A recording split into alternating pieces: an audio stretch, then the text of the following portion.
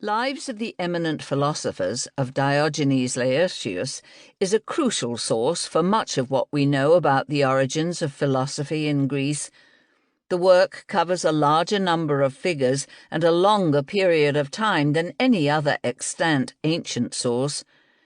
Yet few classical texts of such significance have provoked such sharp disagreement, even contempt. Modern scholars have generally dismissed Diogenes Laertius as a mediocre anthologist, if not an ignoramus, thus the great German classicist Werner Jaeger. Even when dealing with invaluable evidence of otherwise unknown philosophical doctrines, concluded one expert, we may be said to have a museum of philosophical ideas which are pinned like beetles on pegs in glass cases, to be looked at and admired, a compilation which is no more capable of furnishing an understanding of the history of these ideas than the mere examination of beetles under a glass will yield an understanding of the life of the beetle.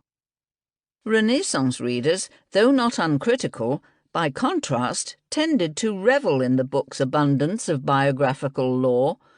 In one of his essays, Montaigne says he wished that instead of just one Diogenes Laertius, there had been a dozen, for I am equally curious to know the lives and fortunes of these great instructors of the world, as to know the diversity of their doctrines and opinions.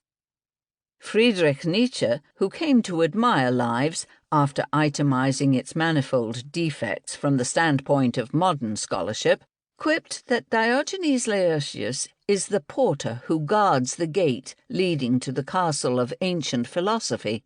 Like Montaigne, Nietzsche savoured the paradox that this gatekeeper was also a fabulist, but the biographies recounted by Diogenes became for him one touchstone of how properly to search for wisdom through studying lives as well as doctrines. I, for one, prefer reading Diogenes Laertius, Nietzsche wrote in 1874, in the context of dismissing academic philosophy as arid and uninteresting. The only critique of a philosophy that is possible and that proves anything, namely trying to see whether one can live in accordance with it, has never been taught at universities. All that has ever been taught is a critique of words by means of other words. As we understand the disciplines of philosophy and intellectual history today, Diogenes Laertius practiced neither, nor was he much of a literary stylist. But Diogenes was a man on a mission, and he had the ingenuity and diligence to carry it out. The author compiled a variety of information about all the philosophers for whom he had material, 82, as it happened. All the chosen were Greek or wrote their works in Greek, since Diogenes took it as axiomatic that not only all philosophy, but the human race itself, began with the Greeks and not the barbarians, be they Persian or Egyptian. In addition to summarizing key doctrines, Diogenes offers a sequence of short biographies, the most extensive set we possess. The author's voice is direct, generally plain, even impassive, though a dry sense of humour is also at play. He appears as a stockpiling magpie, leaving little out if it fits with his own apparent fascination with whether and how the lives of philosophers squared with the doctrines they espoused.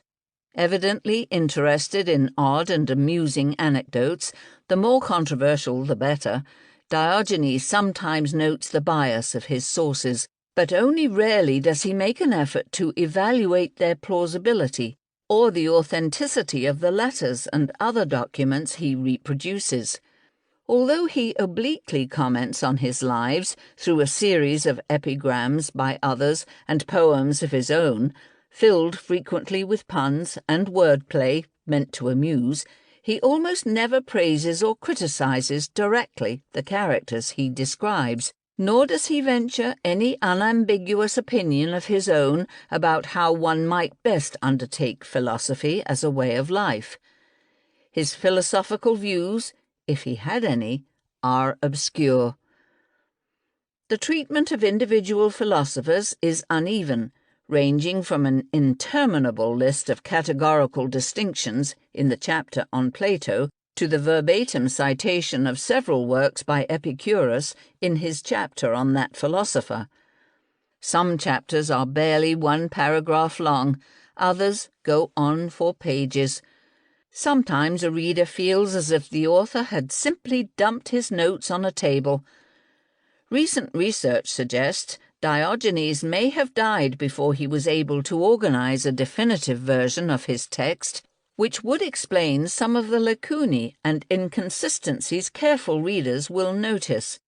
Yet even if the overall order of the books and some of the biographies was still unsettled at the time of his death, the text as we have it is never haphazard, since the material on individual philosophers is sorted more or less carefully into sections on genealogy, anecdotes, apothegms, doctrines, key works, and almost always a necrology, just as each of the work's 10 books is more or less plausibly organized by schools and lines of putative succession.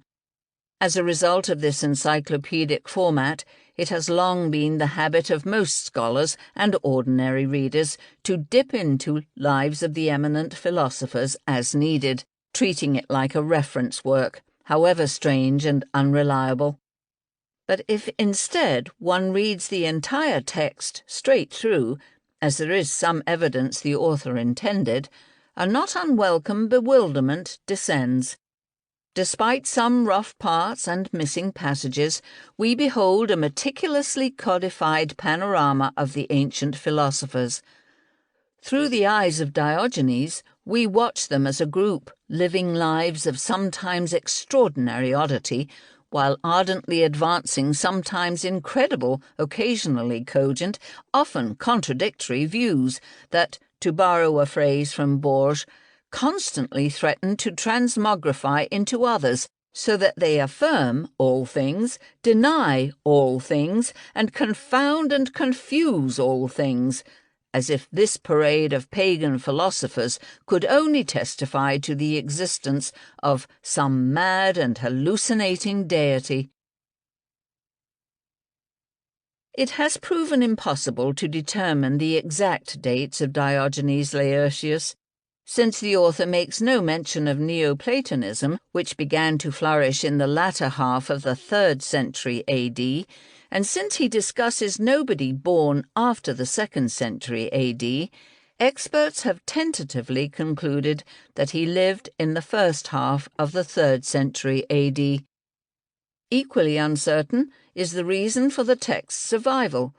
If Diogenes Laertius had readers in his own lifetime, we don't know who they were. The manuscript may well have been published only posthumously, prepared by a scribe forced to work with unfinished material. No one knows how many copies were initially made.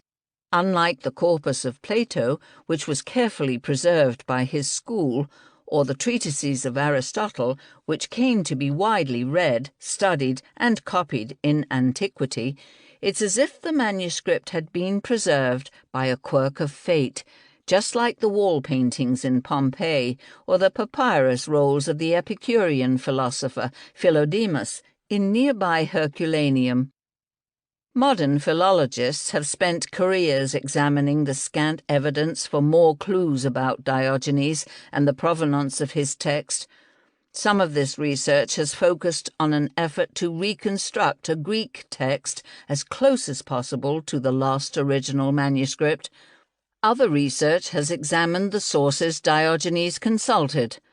As one scholar dryly remarked, the relation of all this work to the Laertius problem as a whole has been strikingly expressed in a statement of Richard's. I have confined myself mainly to minutiae with which it seems comparatively safe to deal. In his doctoral work on the text as a young philologist, Nietzsche focused on just such minutiae.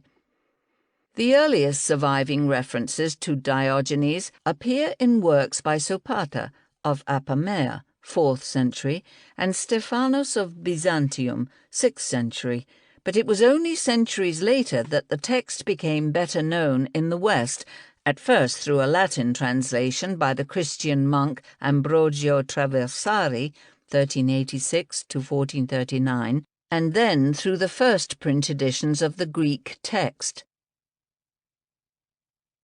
Despite their obvious import, the biographies in Diogenes have long chagrined modern scholars, not because they are unsourced, but because of their sheer number and their sometimes amazing contents. For example, his life of Pythagoras gives 4 different versions of how that philosopher died, citing 3 sources. He died fleeing a fire, he died in combat, he starved to death, and then this. When he arrived in Italy, he built an underground chamber and instructed his mother to commit to writing everything that occurred, and at what time, and then to send her notes down to him until he came back up. This his mother did, and after a time Pythagoras emerged, withered and skeletal. Entering the assembly, he said that he had come from Hades. He even read aloud what he had experienced there. Shaken by what he said, the people wept and wailed, and were so convinced Pythagoras was a god that they sent their wives to him in the hope they might learn some of his doctrines. These were called the Pythagorezusae, women who followed Pythagoras. So says Hermippus. Lives glories in the deadpan reproduction of this kind of lore, some of it slyly deflationary, all of it offered in disorienting abundance. A general picture of the philosopher as a social type, nevertheless, starts to emerge. He, with 1 or 2 exceptions, the philosopher is a man, is an imposing figure, often adept at argument, and generally interested in questions about the order of the world, the best way to live, or both. Absent-mindedness is frequently noted, starting with Thales, along with an indifference to hygiene. Body lice are a common malady. He is often a stranger to conventional behavior and customary beliefs, and his utterances are sometimes inscrutable. A representative sample of anecdotes and odd apothegms. When asked what knowledge is the most necessary, Antisthenes said, "How to rid oneself of the need to unlearn anything." When masturbating in the marketplace, a shameless act that made him a cynosure, Diogenes the cynic said, "If only one could relieve hunger by rubbing one's belly." Carneades let his hair and fingernails grow, so single-minded was his devotion to philosophy. Pyrrho took as an example of perfect tranquility a pig in a ship, eating calmly in the midst of a raging storm. Xenocrates was so infallibly honest that he was allowed to give unsworn evidence in courts. Chrysippus, a Stoic of unrivalled industriousness and quickness of wit, was renowned for his copious use of citation, with the result that in one of his books he copied out nearly the whole of Euripides' Medea, and when someone holding the book was asked what he was reading, he replied, "Chrysippus' Medea." The cumulative effect of such details is to underline the eccentricity of the philosopher as a social type and of philosophy as a way of life. But whereas Plato's enchanting dramatizations of the transcendental moral perfection of Socrates still lead otherwise skeptical readers to suspend disbelief, the accounts in Diogenes, often allegorical in nature, occupy a playful twilight zone between fact and fiction. They seem designed both to fascinate and to provoke incredulity. Then again, perhaps the real reason for the promiscuous citation of strange stories and conflicting authorities is to confirm the fame of the figure in question. After all, the work's objects of interest are not just any old philosophers, but only those who are eminent, and what makes someone famous is, in part, the number of legends that surround him. Those prove eminence. Diogenes thus starts his biography of Plato with a genealogy linking him to an Olympian deity and the legendary lawgiver Solon, followed immediately by an account of his virgin birth. Plato, son of Ariston and Perictione, or Potone, was an Athenian, his mother tracing her descent back to Solon. For Solon's brother was Dropides, and Dropides was the father of Calais Crus, who was the father of Critias, one of the 30, and of Glaucon, who was the father of Charmides and Perictione, by whom Ariston fathered Plato. Thus Plato was in the 6th generation from Solon. Solon himself traced his descent to Neleus and Poseidon, and his father is said to have traced his descent to Codrus, son of Melanthus. Both, according to Thrasyllus, trace their descent to Poseidon. Speusippus in Plato's funeral feast, and Clearchus in his encomium on Plato, and Anaxileides in his second book on philosophy, say that there was a story in Athens that Ariston tried to force himself on Perictione, who was then in the bloom of youth, and was rebuffed, and that, when he ceased resorting to force, he saw a vision of the god Apollo, after which he abstained from conjugal relations until Perictione gave birth.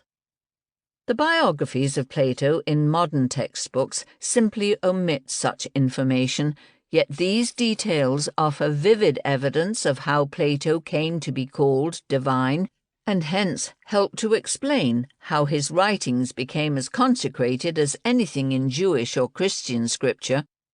In composing his biographies, Diogenes, not unlike Plutarch, the most distinguished among the ancient biographers, gave pride of place to emblematic anecdotes.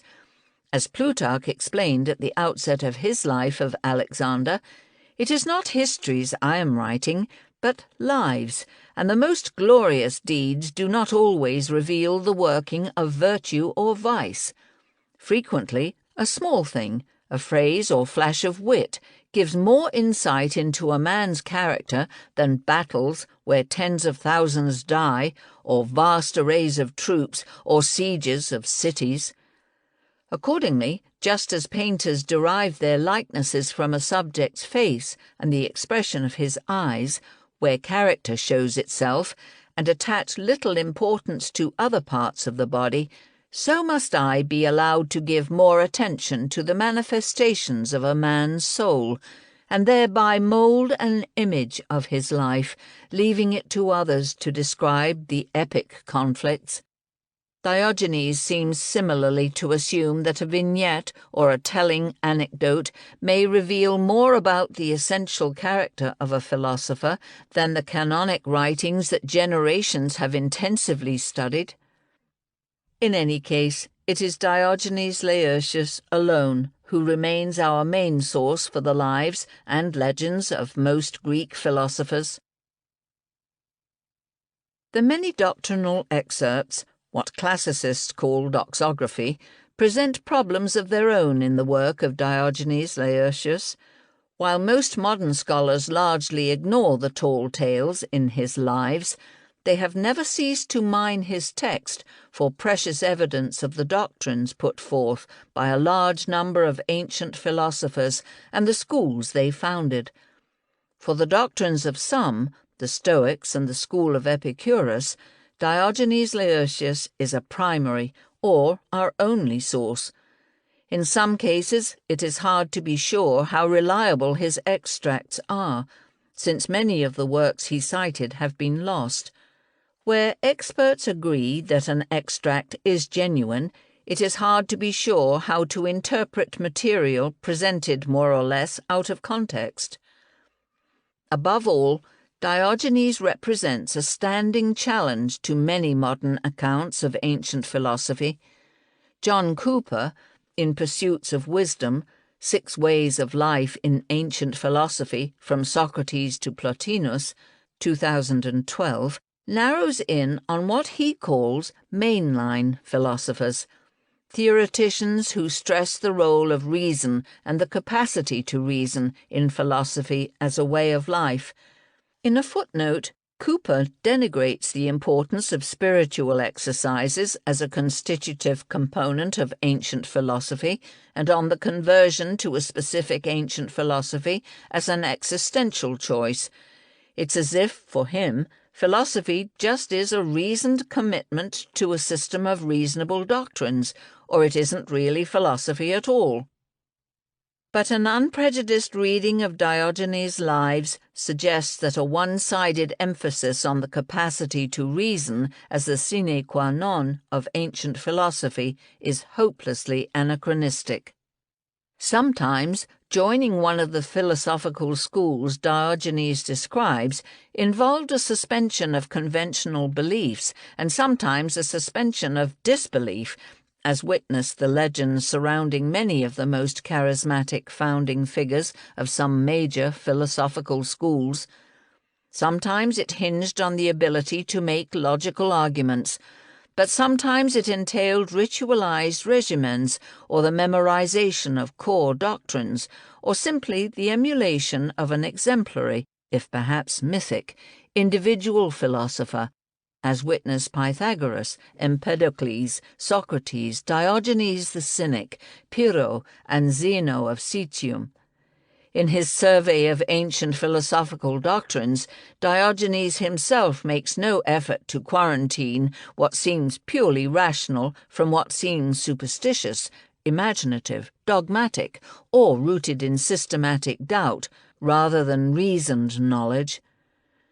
Instead of confirming the central importance of the sort of rationality vaunted by some Greek philosophers, such as Plato, Aristotle, and Chrysippus, the work of Diogenes, taken as a whole, rather illustrates the whimsical constitution of mankind who must act and reason and believe, as Hume once put it, though they are not able, by the most diligent inquiry, to satisfy themselves concerning the foundation of these operations, or to remove the objections which may be raised against them. In this way, the work of Diogenes willy-nilly poses anew the invaluable question, what is philosophy? The goal of this edition has been to render Diogenes into an English prose that is fluent yet faithful to the original Greek. Throughout, Pamela Mensch has avoided easy glosses in English of passages that are inherently hard to fathom in the original Greek.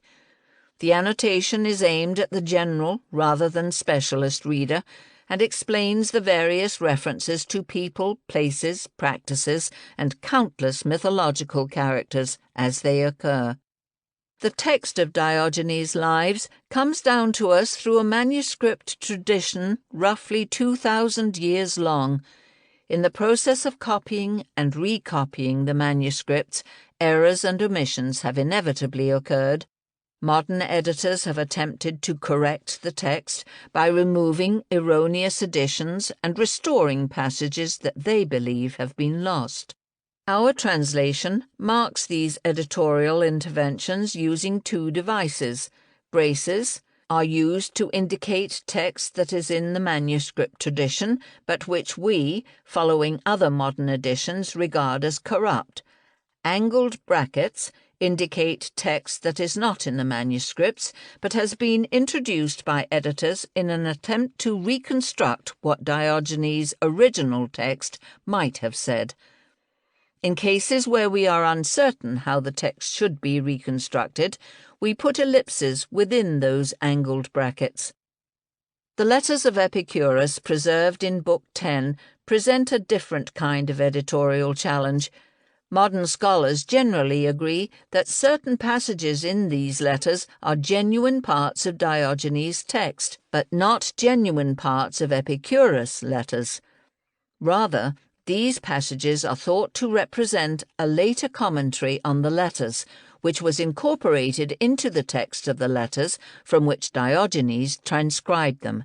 Such passages of commentary have been italicized and enclosed in square brackets. If an unfamiliar proper name mentioned in a section of the text for the first time is not given a footnote, then the person mentioned usually is someone whom Diogenes Laertius is using as a source. The Glossary of Ancient Sources, which starts on page 634, will offer more information on such people.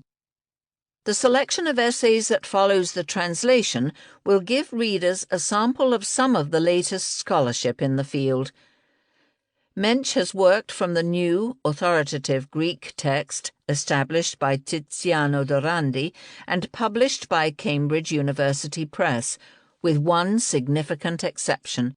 As Dorandi points out, there are no chapter headings in the most important extant Greek manuscripts for the parts of the text that concern an individual philosopher, perhaps a sign that Diogenes wished his text to be regarded as a whole, rather than as a series of separate chapters on individual philosophers. In order to make the work easier for ordinary readers to approach, we have nevertheless followed the traditional convention of assigning the names of individual philosophers to the relevant parts of the text where each is discussed. In commissioning and reviewing the essays, I have been assisted by James Allen, Dorandi, Anthony Grafton, A. Long, and Glenn Most. I have asked the contributors to keep in mind lay readers, but some of the philological and philosophical issues at stake are fairly technical. Not every reader will be interested in every essay. The notes to the text come from several hands. James Romm annotated the historical references, while J. Eliot focused on philosophical notations. Madeline Miller, a novelist by choice and a classicist by training, who is no relation to the present writer, annotated most of the mythological references with help from Kyle Mest. Trent Duffy copy-edited the text and notes and served as production editor during the long process of turning this complicated manuscript into a book. In editing the essays, I also had the valuable assistance of Prudence Crowther. The many images and maps that accompany the main text have been selected by Timothy Donne. Since these images are meant to illustrate the ongoing influence of many of the philosophical anecdotes compiled by Diogenes, we have included material that is modern as well as ancient. The book was designed by Jason David Brown. Our common goal has been to make lives as accessible as possible to English-speaking readers and at the same time to convey some of the essential strangeness of what philosophy once was, in hopes that readers may wonder anew at what philosophy might yet become.